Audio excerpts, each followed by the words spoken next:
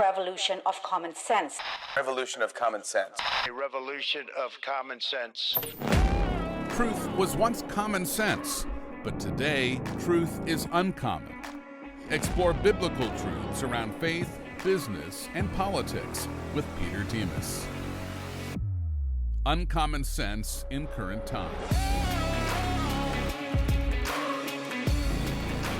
Hey folks, welcome to Uncommon Sense in Current Times. I'm here again today with Joseph Kohm, Director of Public Policy at Family Policy Alliance.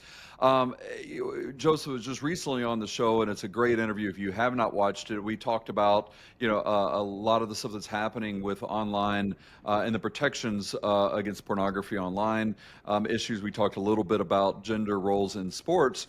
And then when we got off the air, we were talking about an issue that I didn't get a chance to ask him about, and Joseph says, well, this is great because we got this law that's about to be signed by the president on sextortion. And I was like, oh my goodness, we got to have you back on to talk about this. So I'm excited to welcome Joseph Kohm back on. So Joseph, thank you so much again for being on the show. No, thank you for the invitation, Peter. I'm excited to be back and to talk more about another really important subject. So tell me, so first of all, can you define what sextortion is, and then and why is that important to you, or just to the Family Policy Alliance as a whole? Yeah, I'd love to. So sextortion is a crime. I want to state that at the outset. And it's something that I as a lawyer, it's such a new trend I had to educate myself in. But I did come into it before I worked for FPA, actually, Peter. So I'll just start at the top. It's important to FPA because it gets to protecting children, vulnerable children, which by definition, a child online in today's world is a vulnerable child. So that's why we feel led to do something about this in the legislative level.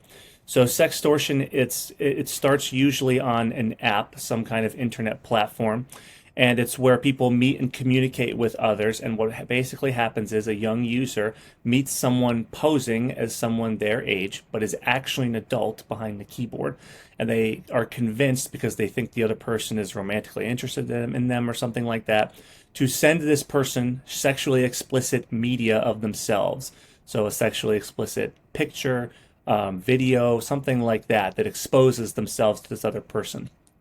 This other person takes that and then reveals themselves for who they really are and threatens to release that media to the person's family, friends, school, local media, and says they will do this if the other person doesn't either pay them money or perform some kind of sexual service to them or something like that. So the easiest way I like to think about this, Peter, I can just give a quick story for your audience for them to relate to it. In another life, before I worked for Family Policy Alliance, I was an officer in the U.S. Army. And at my first duty station, I'd just gone through my first officer schoolhouse. I was a field artillery officer at Fort Sill. And then I did what's called PCSing, or permanent change of station, to Fort Drum in upstate New York. And when you in process to a new duty station in the military, you usually have to go through some kind of instruction about local dangers or local hazards. Fort Drum has many of them. It is the Army's coldest duty station, so most of it was around the weather.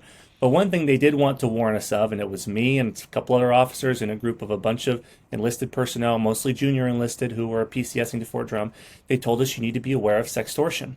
Because Fort Drum is such a remote base, a lot of junior soldiers, understandably, get quite lonely, so they look for companionship on the internet.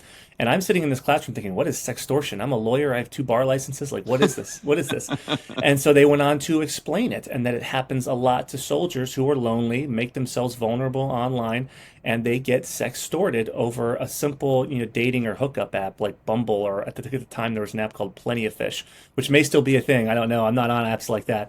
But they said this, and they looked at the officers and said, this can happen to your soldiers, and you have to proactively watch out for them with this, because it becomes such a source of shame. The Army's a very proud establishment and institution, that its members are proud. Soldiers don't want to admit that this is happening to them, and sometimes it has only been revealed to their commanding officers when they file for debt relief for the Army, which is a great service that the Army offers for soldiers who have just in their youth made financial mistakes. But sometimes that's how they find out. So they told the officers, they told us all what this was. They said, be proactive. This is a reason for you to exercise your personal leadership over your soldiers. and I counseled multiple soldiers through being sextorted during the time in the Army. And that's what brought it home to me. And I'm thankful I get to make a difference on the issue now for FPA. You know, I've been around young men who have been victims of this as well. Usually, it's usually they're following a porn site that seems like it's a live thing where they're videoing it, and then later they threaten to release it to all their family friends on Instagram or wherever it happens to be. So I've talked with young men who've been in this situation before as well, and from my experience that have been with men, it's money is usually they want the money from it, and then when you tell them, okay, you got to go to the FBI, you got to report it to the FBI, they have a special thing on it. Come to find out that most of them they can't track because it's overseas. So how does this new policy that you have, this new legislation you have, the Take It Down Act, how does that address some of these issues and that's happening in this country and to a lot of our children now as well? Yeah, so the Take It Down Act is a really great piece of legislation. And just as a point of pride for us at FPA, it's our first piece of FPA-backed legislation to be passed by this Congress at the time of recording. And at the time of recording, we are just waiting on President Trump's signature. He's got, I think, 2 or 3 more days to sign it. But he is going to sign it because it's been a pet project of the First Lady, Melania Trump. This is a really important issue to her. And it does a couple different things. It attacks really 2 issues that are linked by a broader umbrella. It protects people from being victims of what's called deepfake pornography, which is non-consensual sharing of sexually explicit images and AI-generated images. So, of course, human beings are prone to, when we invent this incredible piece of technology, first thing we use it for is pornography, right? Classic. So this bill aims to stop that because someone could take your innocent picture off your Facebook account, feed it into an generative AI program, and generate pornography with your image on it. It's an awful thing. It's happened to a lot of celebrities. I think many people in your audience will have heard of people who this has happened to in the public light, and it can happen to regular people too. So the bill incorporates that into the federal criminal code and allows for prosecution for it. And then it does the same thing for sextortion. Right now, it's hard to track these people down, and like you said, it happens a lot overseas. A lot of the perpetrators of sextortion are in random places like Eastern Europe or Western Africa, and it incorporates international law and international legal structures to make it more likely that we can bring those people to justice, provide a better deterrent, and really help shore up mental health for kids. Because right now they think that if this becomes public, their life is over. Right. And tragically, many of them have brought that upon themselves. There's been a wave of really tragic suicides because the victims were being sextorted. So a bill like this, if for no other reason, provides a very public message to the whole world, and especially American kids. You are loved, you are valued, and our whole government has mobilized to protect you. Peter, this bill was passed almost unanimously through Congress. And you know how hard it is to get all these senators from both sides of the aisle to vote on anything Right. together? Yes. They all agreed this is worth doing to protect kids. And me, Peter, somebody who just has to live and work in this environment, that is so encouraging because it means some things are still bipartisan and really ought to be bipartisan. This is an ought to be bipartisan issue. It should be no-brainer to protect our kids from this. And I'm so thankful that for the most part it was. So I can't wait for the president's signature. So I know part of the challenges of parents in addressing these issues, there's because sextortion doesn't always occur like from some Russian mob that puts an AI generated woman up to convince you. A lot of it is with men and young women that think they need to be validated by telling them how pretty they look. And then eventually, I know a lot of times sex trafficking can occur from starting out as a sextortion, and so how do parents protect their children from these situations that are occurring? Because a lot of times, we make bad decisions when we're kids, and I'm very thankful I did not have the technology to make the bad decisions because I made plenty on my own without the help of technology. So how do we as parents, how do we address this before it becomes a problem, and then how do we address it when we find out that our kids have made that mistake?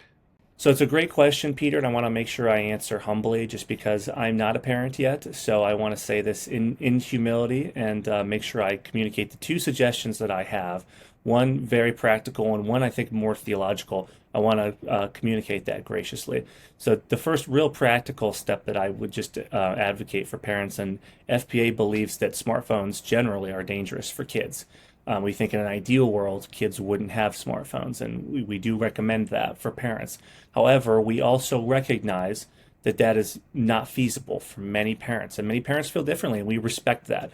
There's a big debate raging about this, and even in my home state of Virginia, my governor just signed a law of removing cell phones from schools. There was robust debate about that, but it ended up being a bipartisan law. So we think that's part of the answer, but we know it's not the full answer. So I would just encourage parents, if you're going to have cell phones in your house for your kids, be very proactive about it. I would suggest some kind of rules about where and when it can be used. So I met a father the other day who only allows his kids to use their iPads in the living room.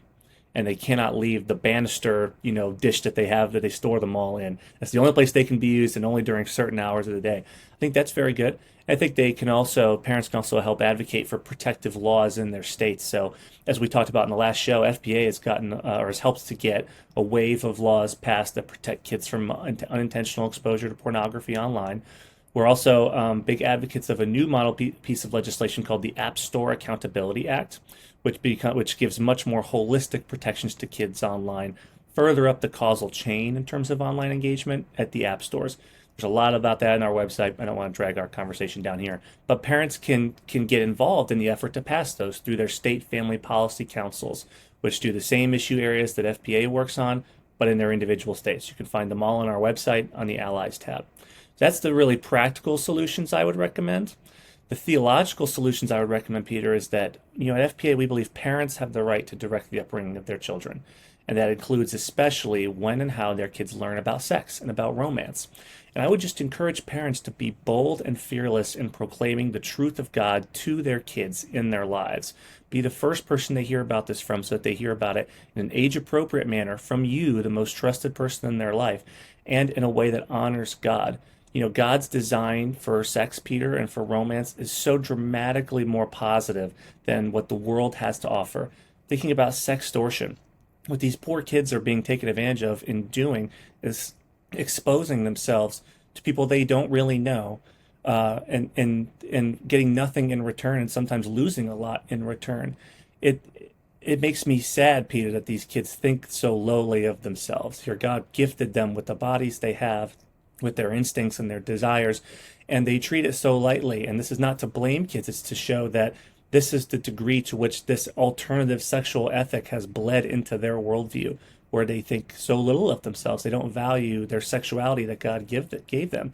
Whereas God has always said your sexuality is a sign of the covenant oath you have taken to love your spouse. And that physically it is a reflection of that and acting out of that promise to love the person, whether you feel like it or not. And that is such a higher form of value in my mind, Peter. It shows how valuable you are and your spouse is. And if kids really understand that, they would never want to share their bodies or their sexualities with people they haven't also covenanted with to love in sickness and in health, for richer or for poorer, for better or for worse. So if parents can be the ones to preach that truth to their kids and disciple them in it, I think that's the most powerful long-term solution to this crisis of kids not valuing themselves. I just recently did a show on who owns your children, whether it's the state, because the state kind of thinks they do, versus parents and the parents' responsibility. And one of the things that I raise in it is that I think too often as parents we're too busy trying to define what is sexual immorality instead of defining what is sexual morality. Yes. And I think as a result, a lot of the stuff that comes out of it, the fight against pornography, the fight against abortion, the fight against the different levels of birth control, premarital sex, extramarital sex, whatever it happens to be, I think it's because we're fighting downstream. We're always fighting downstream from it. So I'm very thankful to hear you say that, what parents' roles and responsibilities are. The problem is, though, is I think a lot of people and a lot of parents who aren't listening, or who are listening to this, who may attend church occasionally, may not attend church at all, who believe in this from a political perspective, though. They don't know what God's truth is. They don't understand that piece of it, or they did what they could. Their children made decisions on their own and made mistakes.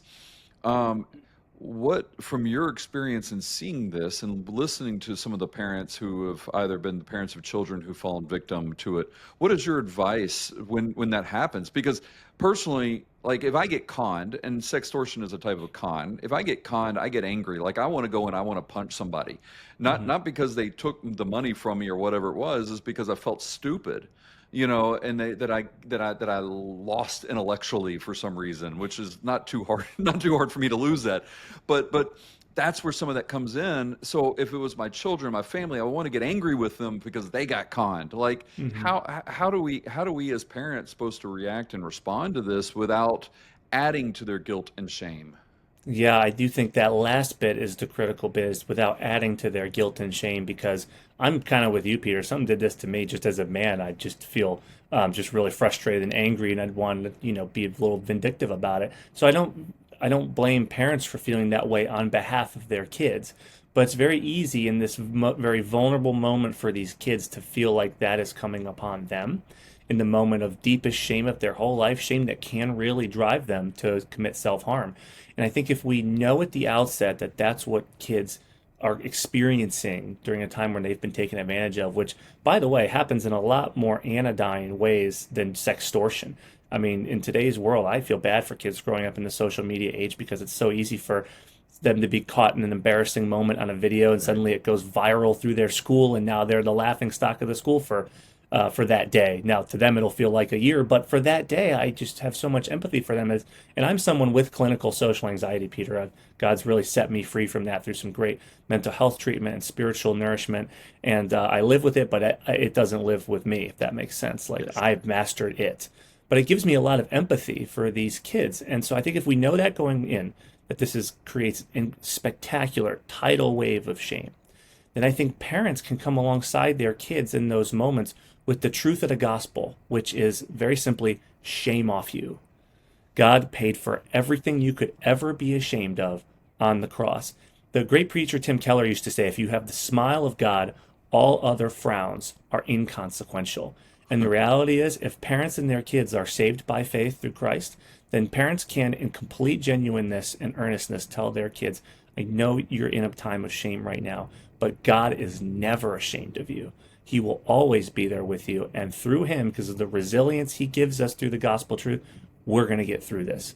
I think if kids have someone come alongside and tell them that in that moment, it would be really helpful. And then, of course, there might be professional help that they could get to continue to recover from that, because it will bring in a lot of other things. But first and foremost, I would just encourage parents, preach that truth of the gospel to your kids in tenderness, in love, recognizing how much shame they're feeling, but recognizing that the gospel is the antidote for all shame. God died so we wouldn't have to live in shame. If you can get that foundational piece and then pursue professional help appropriately, I think there's definitely life after this for anyone who's been a victim of it. I can't remember if it was in Isaiah or Hebrews, where it says that Jesus bore the shame on the cross. I think it's Hebrews, but I don't remember the exact chapter and verse now. And I think a lot of people don't realize that. They're like, oh, well, he died for our sins. He died for forgiveness. And then some people are like, there's healing and health in that cross, but there's also the shame that he took. He took our shame on that. And I think that's extremely important for people to understand and realize. So with that being said, one of the conversations we had afterward is not even necessarily always ends up in sextortion situations, but unfortunately on the rise right now, you have young boys, high school boys that are reaching out to young girls in high school, same age, and they're asking for nudes. They're asking them to send them Yeah. nude pictures. And I remember having this. I was actually having dinner with my daughter one time when someone sent her one, and she was like, "Hey, Dad, this is what's going on," and like literally like sent him a picture of me in response. So it was kind of, and it was kind of fun to see that kid the next time I saw him, because I coached him in soccer too, which made it even better. But I asked her, I said, why did this happen? And both my daughter and son both said girls do it all the time. And I'm like, why? Why would they do that? And they said because it's the only way they could feel validated is by having that. So it's like the more requests they get, the better they are, the better they feel. Where does that stem from, and what can schools, because parents not necessarily can do it. What can the other institutions that are around these kids, what can they do to help prevent a lot of this? Yeah, boy. First of all, good job, Dad. To go back to your example, you handled that well from as far as I can tell. So I appreciated it, especially because this leads into my first part of my answer, which is I do think there's a crisis of masculinity, Peter. I don't want to put all the blame for this on one of the two sexes. I do think there's equal responsibility to be had here. But that being said, I do think there's a bit of a heavier responsibility on men to be good stewards of women, particularly in their vulnerability. So I do want to particularly address, I think there's a crisis of masculinity. There were a lot of good things about the Me Too movement that our society really needed, but one of the downsides of it was the raising of the stature of so-called toxic masculinity, and then the broadening of its definition to include really any kind of masculinity, which has helped push us into this crisis to the point where now, little boys like that think that's what passes for flirting, or for courting a girl, is to ask her for nude pictures, which is, as a man, I mean, Peter, I went to a military college. I was raised by a great gentleman and my dad. I was taught to be both masculine and to have manners and respect for women. So I know it's possible, but most kids don't have that. They don't have a good masculine figure. They don't have good instruction on what masculinity means in church. My small group here at my church just went through a book on what it means to be masculine. And it was so refreshing for all of us, even most of us are middle-aged guys in there, to get this at our point in life. We could only imagine just what a little bit of good instruction on this could mean for young men, to treat women with respect, to know what it really means to court someone, and to not ask them for something that is not theirs. The only person that should ever see a woman or any person in that level of vulnerability is their spouse. Because as I said earlier, they have sworn to love them no matter what's going on in their life, whether they feel like it or not. So that'd be my first answer is just we need good examples of masculinity. We need a revival of biblical masculinity as exemplified by Christ and by others in the Bible. And just when it comes to how people can come around and support them, first of all, like I said, Dad, you did a good job coming around your daughter and supporting her in that time. I do think we need dads to be good girl dads. And then for the institutions around them, it's tough, but I do think we can make sure to communicate these standards to boys because, as you kind of alluded to earlier, the Bible says, without vision, the people perish. Right now, there's a vision vacuum in young people's lives. They have to grow up with no standards, no examples of what good behavior is. And I think it's a lot harder to communicate that to men. Like, it's one thing just to give teenage boys, oh, here's a code of conduct on a sheet of paper, make sure you follow it. I mean, that's only going to go so far. I think schools and institutions, youth pastors should be really proactive about what does it mean to respect each other when it comes to our vulnerability and the sacredness that is our sexuality and our bodies. So a lot of it is increased value. Can we value the other person? Can we value them the way God does, which is enough to die for them? And that's what Ephesians 6 says spouses are supposed to do for each other. It says men are supposed to exercise headship, but they're supposed to exercise headship in service of their wife to the point of death. That's what it means to be a true man in the biblical form. I think all of our institutions, our pastors, our churches, our schools can all do a better job at setting that as the standard for boys to rise to. Boys are achievers. They need a purpose by nature. If they're given that vision, they will aspire to it. I love that because I keep thinking about it from my perspective. I keep thinking about it as a protecting the girl, and not necessarily from you know what, if we raise the boys, so I'm even kind of downstream as well.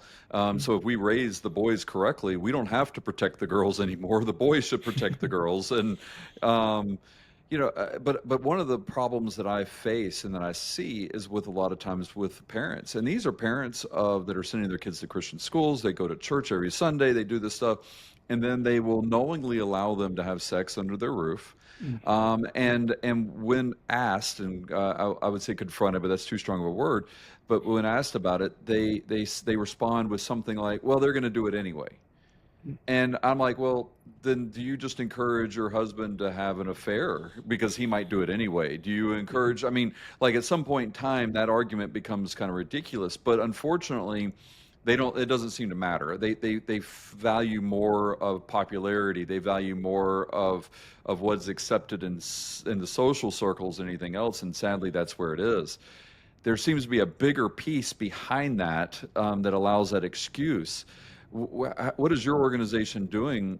I know you're supporting families that aren't there, but is there anything that aren't at that point in time? But is there anything that you're doing to help educate those families that looking at the world wrong? They're looking at it through a mirrored lens almost. Yeah, this is really important to us at FPA, Peter, for exactly what you're saying, because we can pass laws, but the law is only a teacher to such a degree. It has to be a lot deeper than that, which is why we have a lot of education and worldview programs that do help restore these lost ethics generally, but lost sexual ethics specifically. So, for example, one resource I can recommend to your audience, just recently, I did a 4-part podcast series called Truth Revealed, which exposes the pornography industry as the marketing wing of the sexual revolution from the 1960s. And we examine how that works and all the broken promises that people are dealing with from it. They were promised sex without consequences with whomever they wanted, as often as they wanted, all paid for by the government, all of which has failed. And not just failed, but caused severe damage to the people who bought into it. I think an example like that you just cited is the perfect example of that worldview being worked out. This cynicism of, well, kids are going to have sex anyway, so they might as well have it under our supervision. I mean, it's hard for me to imagine. Maybe it's because I'm privileged in my perspective on how to value other people because of Christ, but it's hard for me to imagine something more cynical. And we just talked about masculinity. I just can't imagine feeling that way as a father. Right. Like, oh, well, some boy's going to take this from my daughter no matter what, so I might as well, be supervising over it. It's like, no, Dad, you have a responsibility here. So I'm with you. I'm like, I don't. How does the father do that? Like, I don't Yeah. understand. Like, it would. Oh my goodness. So I I'm remember- sorry. yeah. But yeah, I can't. Yeah, I'm glad you said it because I don't understand that father either. Yeah. Well, I just remember what it was like for my dad. So I have a younger sister, and she's married to a great godly man. And I remember when we first met him and what a joy that was, not just to meet him, but to be so satisfied in the woman of God my sister had become, the true Proverbs 31 woman, that she selected such a good man. And all of that, it was still hard on my father to walk her down the aisle. Now, granted, he did, and that was one of the best days ever. But that's what fathers should be, in my mind, is that level of protection because they love them so much. So I would just say FPA has a lot more programs like that, education programs for people to consume. I would also recommend our sister ministry, which is called Christians Engaged. They're led by the great Bunny Pounds, and Ben Quine is their vice president, a great pastor. They have lots of great educational programs about restoring this worldview to America. In fact, Bunny's doing America Reads the Bible right now as a special podcast and YouTube series. It's excellent. I would encourage your audience to check that out. And I would just say on the policy side, because I am the policy director, I've talked to you before about this wave of legislation we've got helped get passed to protect kids from unintentional exposure to pornography. It's very rare in the policy world, Peter, where I can say that a policy I worked on that would ended up being enacted would have a really significant long-term cultural impact. And I really think we're going to see that from this wave of laws. Because, as we've discussed, pornography is the sex education for most of our kids these days, sadly. Mm-hmm. Well, if you can cut off access to that from kids, what we know, just with deductive reasoning and through research, is that when they don't get educated in sex through pornography, they're much more likely to get age-appropriate sexual education much more likely to get it from a parent, and hopefully even from a biblical worldview. What that will do is set them up for much better long-term social science impacts is what I think I'm looking for, or outcomes. I'm sorry, that's it. You'll set them up for much more positive outcomes. I made this case at a abortion pro-life conference recently, where I said these laws are actually pro-life laws, and here's why. Right. Sex education of pornography leads to more unprotected sex, which leads to more unplanned pregnancies, which leads to more abortions, sadly. But if porn isn't your sex ed, then you're more likely to get real sexual education that's actually positive, and it'll mean less unprotected sex, less unplanned pregnancies, more marriages, more health within those marriages. So what I mean by that is a lot less abuse, and that will become a cycle down the generations for more generations to have these good education in what sex and romance is, and more good social outcomes. So I think that's a lot of what they're doing, and that's not really the law as a teacher, but it is inverting that to make sure that the right teachers in people's lives are actually leading them towards healthy outcomes. And I'm really thankful to have been a part of that. Well, I'm glad, and I'm thankful that Take It Down will be signed hopefully in the next day or two. So I'm very thankful for that, and thankful for all that y'all are doing. You obviously, there's your organization. You said your sister organization. Can you tell people how to find both of those, between Christians Engaged and Family Policy Alliance? Where do they go to find out more information there? Sure. So you can get to them both from our website, which is really simple. It's fpaf.com. It's that easy.